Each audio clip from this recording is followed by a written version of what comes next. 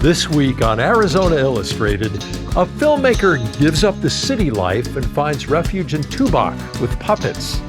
The work that I do is rooted in a desire to understand myself better spiritually and to understand what we're here to do. Ministry and service with a priest and her bulldog.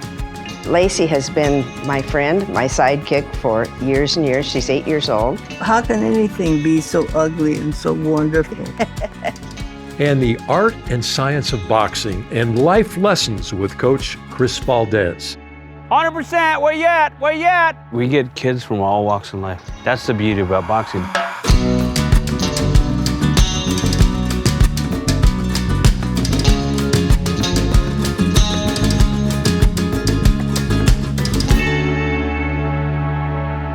Hi, and welcome to Arizona Illustrated. I'm Tom McNamara. Filmmaker Genevieve Anderson's career path has been anything but typical, but she doesn't make typical films. Using individually designed puppets and miniature sets, her movies explore loneliness and compassion, qualities that she has time to reflect on after moving to Tubac, Arizona with chickens, a duck, a large dog, and her son Roman.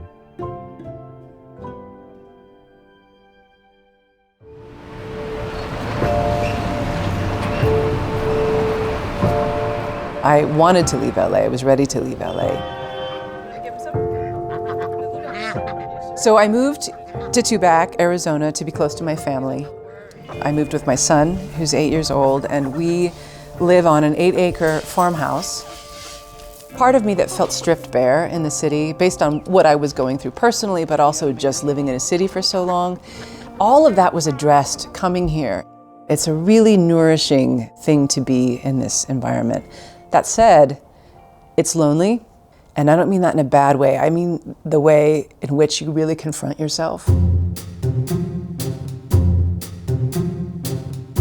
My name is Genevieve Anderson. I'm an artist, director, and a filmmaker. I come to it first as a filmmaker and secondarily as a person interested in puppets. I'm actually not even a puppeteer. I have some very, very primal feeling about diminutive things, small things. And it touched that feeling I had when I was a child of magic coming out of small spaces.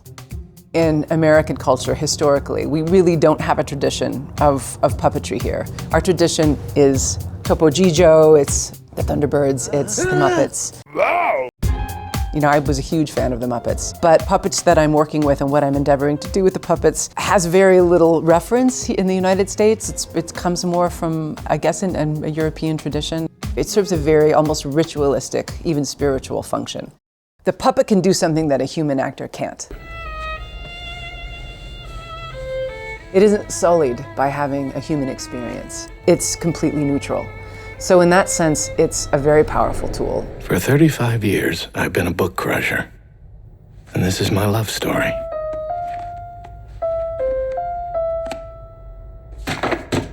For 35 years, books have taught me that the heavens are not humane. Neither the heavens nor any man with a head on his shoulders. It's not that men don't wish to be humane.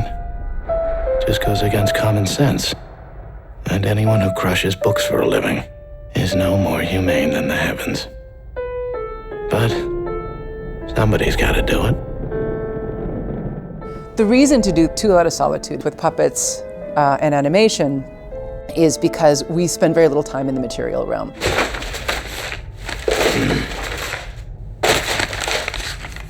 Which is a book crusher in a basement crushing books. Book crusher on the street going to the bar, book crusher in the bar. I've drunk so much beer over the past 35 years. I could fill an Olympic-sized pool, an entire fish hatchery. The rest of the time, it's his imagination. I don't really read. I pop a sentence into my mouth, and I suck it like a fruit drop. Many people say that Too Loud of Solitude is autobiographical. So I'm starting creating the character from that. For 35 years, I've been alone in this basement. Alone except for the excellent company I find here.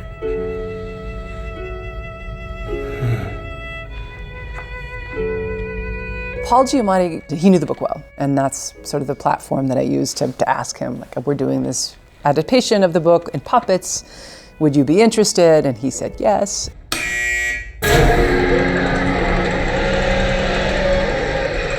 I did think about him when building the puppet, because the voice is so integral. Such wisdom as I have comes to me unwittingly. And I look on my brain as a mass of hydraulically compacted ideas. So I should say, too, that there are two camps of people. When they see this, they go, Paul, he's an American. You know, you've got this extremely Czech character, and then you've got a well-known American actor with an American accent reading the language of this Czech author. And then you've got people who are like, oh, he's great, God, his voice, it's so wonderful, it's perfect. The amazing thing about him has been that he has stayed on board. There's been all these starts and stops, and he's been like, right there with you. How's it going? You know, he's such a champion of the project. You do all of this work, you set all of these things up in the hopes that there'll be a gesture, like a way that something moves, or a look, or something that opens up this space where something magic comes through.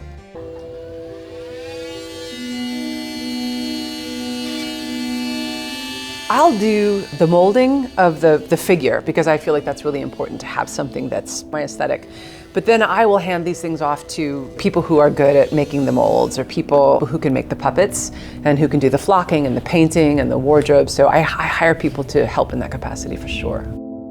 The next level for me, artistically, is to create the full feature film of Too Loud of Solitude. We created 17 minutes that we finished in 2007. And then life intervened, and years went by, and now we're picking it up again. The work that I do is rooted in a desire to understand myself better spiritually, and to understand what we're here to do. And I think that you can only really get centered in an approach to those questions when you're lonely. It's really hard to address those things when there's a lot of noise and chaos in your life. So being quiet, being reverent, being grateful, all of those things have provided a great grounding pad for me to go back into the work. Luckily, we live in a world with all kinds of people, plants, and animals, and sometimes we forget that's what makes the world go round. In our next story, meet Ellen, an ordained Episcopal priest, and her sidekick Laci, an English Bulldog who's not always the most obedient or agile, but who's a great therapy dog for those in nursing homes and hospice centers.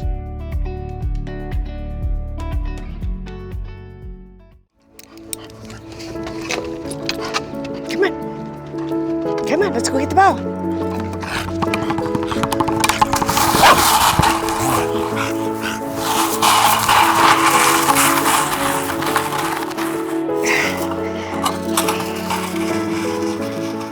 I'm Ellen Morell, and I'm a chaplain for Harmony Hospice. And this is Laci, and she's my therapy dog and goes with me to visit my patients. Come on. And we just visit people and enjoy ourselves. Good girl. Good girl. Hi, Donna. This is Ellen from Harmony. I was just checking in to see how you're doing. You've been through a difficult period, and I hope that you will take a day or two to relax and refresh and rejuvenate yourself. I try to check on the diagnosis before I go to see people, because sometimes it makes a difference. I have been a dental hygienist, which I did for 10 years. I have been a planned giving consultant, which was lots of fun. Helping rich people give money away is not a bad way to make a living. And then finally, I succumbed to the call from God and became an Episcopal priest. On my way, when I decided to move to Arizona, on my way here, I had another call that said you need to be a hospice chaplain. So I came and applied and got a job, and here I am. Let's go see the veterans. Let's go, come on. Let's see the puppy, huh? See her? Laci, can you sit? Now, can you wave to little boy? Wave. Good girl. Were you in the Army? We thank you for your service. Because what you did made it possible for us to do what we do. So we really thank you. This is my husband, Bob Budak. He's a Vietnam vet. He was in the Army. This actually is a wonderful place. We worked really hard to get him here, and we're very excited. And you notice how alert he got and how excited he was to see Laci. So he's very receptive to therapy. He's receptive to having people come and talk with him, and he enjoys it. And he smiles. He smiles. Yeah. Laci has been my friend, my sidekick for years and years. She's 8 years old. I got her when she was just a puppy. My son had her mother, and I went to see the puppies, but told him I would not, under any circumstances, take a puppy home. And I don't know how it happened, but on the way home I looked over and there she was. And we have been pretty much inseparable ever since. So if you go to our website, harmonyhospice.org, and you look at Meet the Employees, Laci is on the very top. She has her own professional photo, and so she, like we often joke, again, she's the boss. I read his book, and I thought he was a good man. Oh, yeah.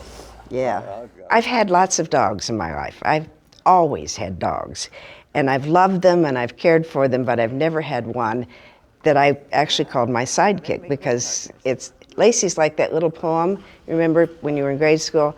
I have a little shadow that goes in and out with me, and what can be the use of it is more than I can see.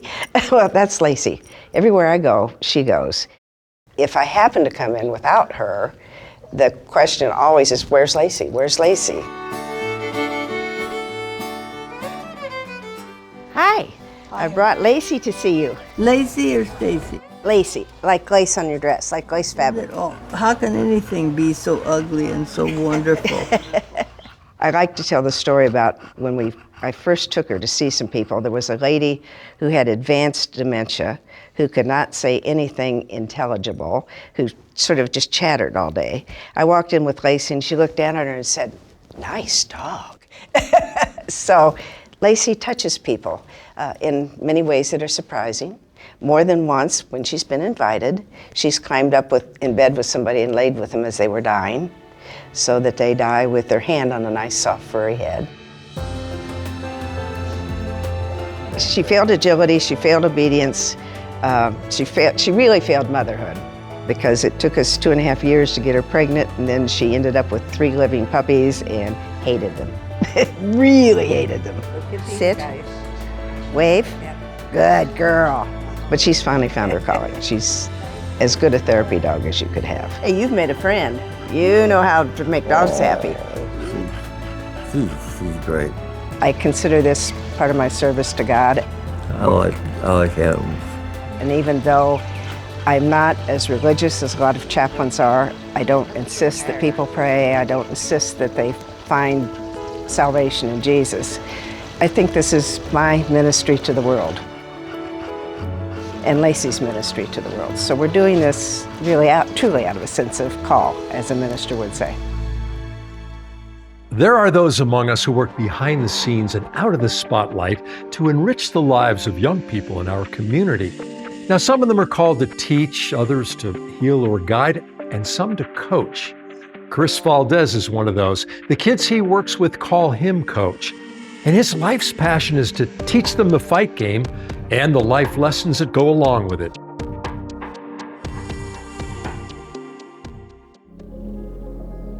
He always tells me, the first day you miss in the gym, you know. The second day you miss in the gym, your opponent knows. The third day you miss in the gym, the whole world knows. Inside our head is a ring. We're always fighting. We're always fighting with ourselves, whether we admit it or not. And they can be scared before that fight, and if they can overcome that, they can do anything. I want them to be champions in and out of the ring. I'm trying to get in his head and say, listen, you already won. I want you to vision yourself winning. I want to see you positive right now. We work too hard for this. You got the conditioning, man. No, we're there. You got it. You're all there, man. Easy work. Light work. Then I start rapping. How's that feel? See if we can do that, man. I want that right hand. I want that hook going. I want that 8. I want that 3. Giving them this little feedback. Then I start warming them up. Then I get them breathing. And I get them relaxed like Zen. Oh, you're gonna knock this guy out, you know? They're like, Coach, you think I'm gonna win? Yeah, we got this. You know, so more confidence, more confidence, more confidence. You have to fight all those human conditions. And the more you prepare yourself mentally, physically, spiritually, heart, the more that you're gonna accomplish that in that ring, in that moment. Body, Levi! And then all the challenges that you're gonna face in life. There you go, there you go! There you go, baby! Woo! All hard, you gotta go forward!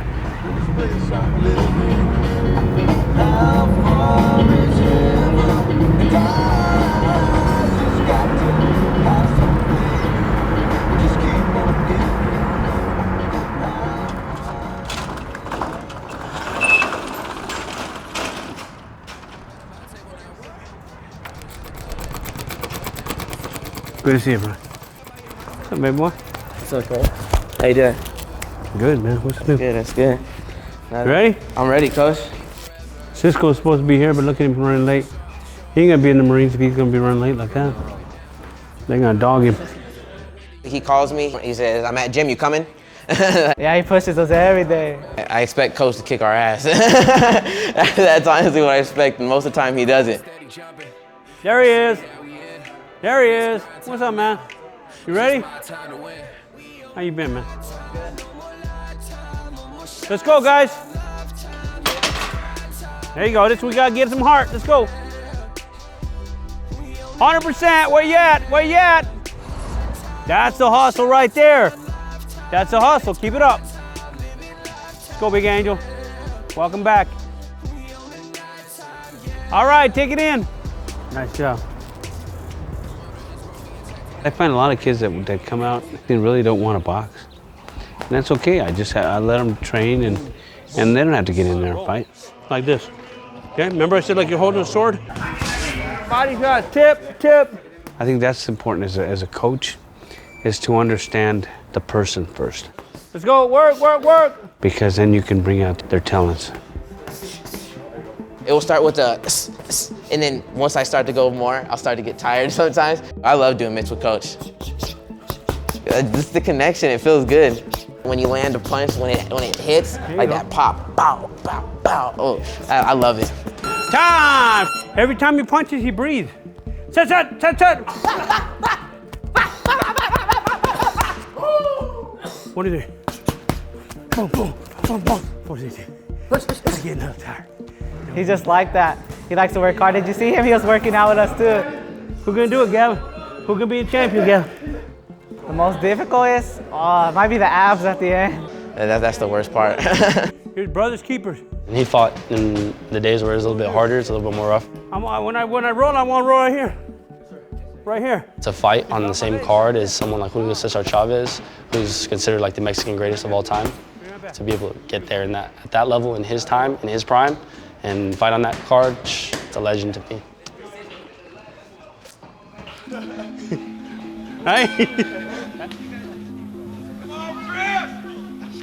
I gained the name of the Little Killer. So when I was boxing, that was my boxing name. I got my start when I was probably about 7 years old. Amateur until I was 17 and won the Golden Gloves. And I ended up 6-6 in professional boxing.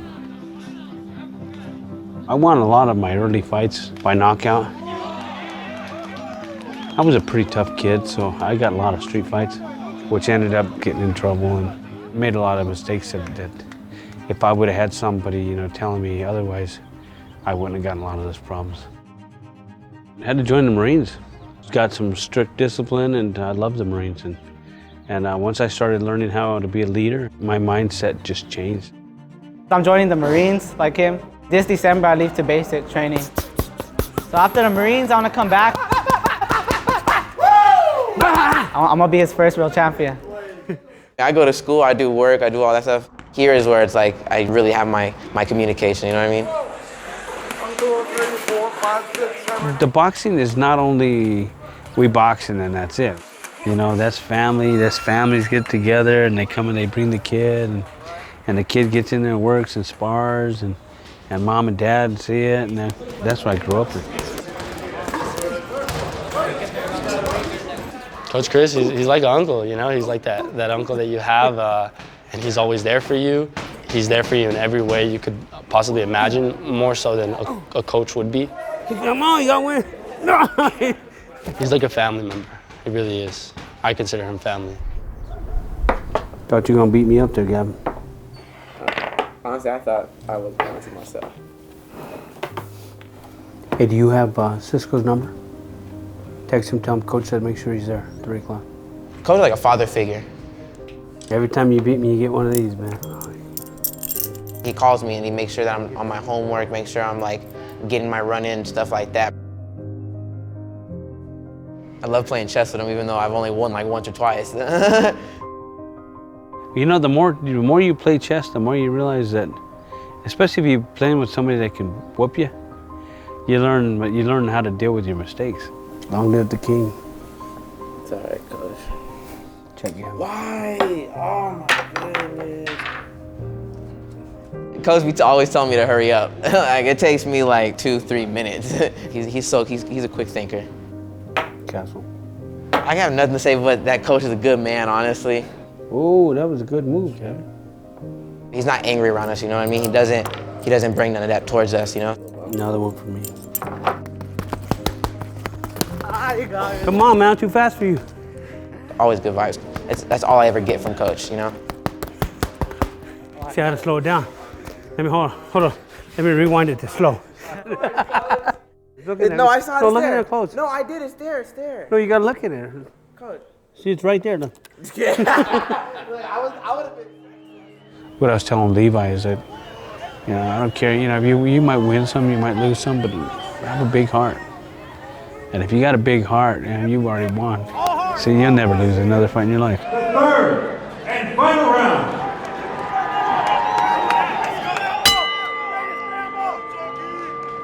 Good job, Levi. Dig deep right here. Doing good. 2 minutes, Levi. You're doing good. Everything you got, 2 minutes. Body. Yeah, good job, Levi. Good job, Levi. You got it. Levi fought, and so automatically I went to my phone and I was gonna, you know, text Randy and tell her about that.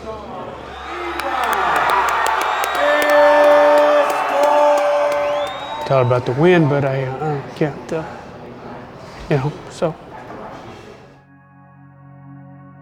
My daughter, Randy Alyssa Valdez, she died last May 12th. And then I had another daughter, Christan Valdez. She died when she was 17 in a car accident. So I lost both of my daughters. Sky fell, man. If sky fell, I mean, I don't know. It's been like that ever since.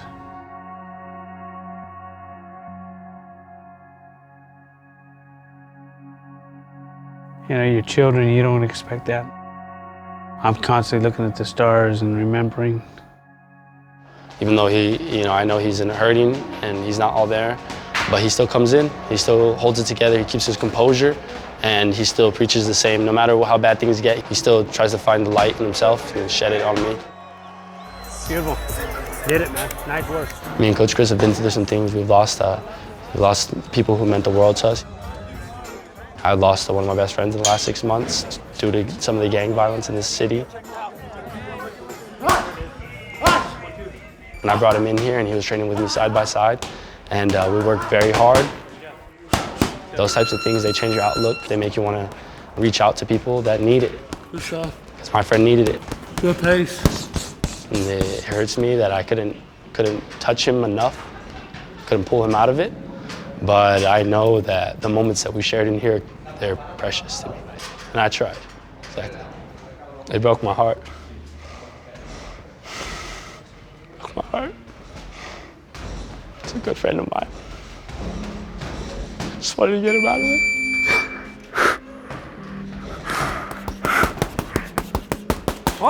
it. He lived every day without fear. I can say that much about him, and that's why I live my life the way I do. Every single day I come in here, I work my butt off.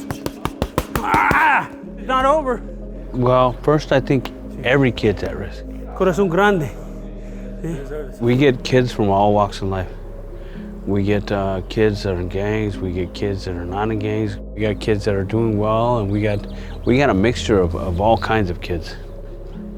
That's the beauty about boxing, but the one common thread with the kids I get, they're tough. And if they're not tough, they think they're tough. If they don't have this place, they'll stick around their friends, and if their friends aren't in the best places, they'll fall into some of the same bad habits, and he'll reach 10 kids. If he reaches 10 kids, down the road, you got 100. Mama says stupid is what stupid does. One that sticks around, that makes it all worth it. Careful, Gavin. Come on, Gavin, you messed up the whole routine.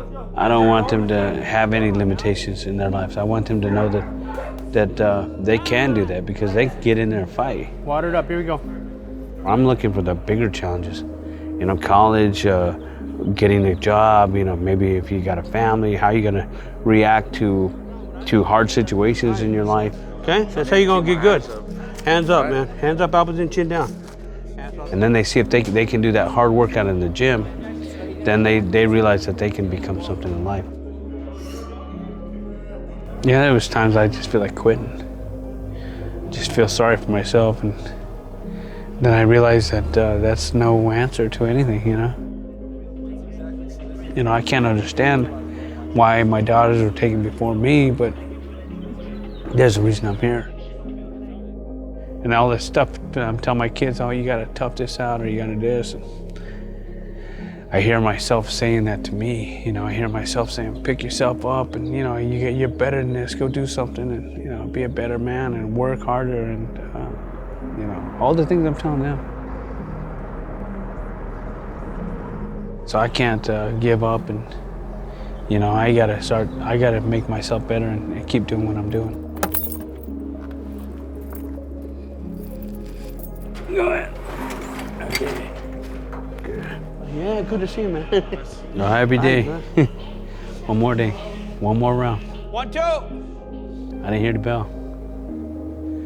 I'll wait till I hear that bell.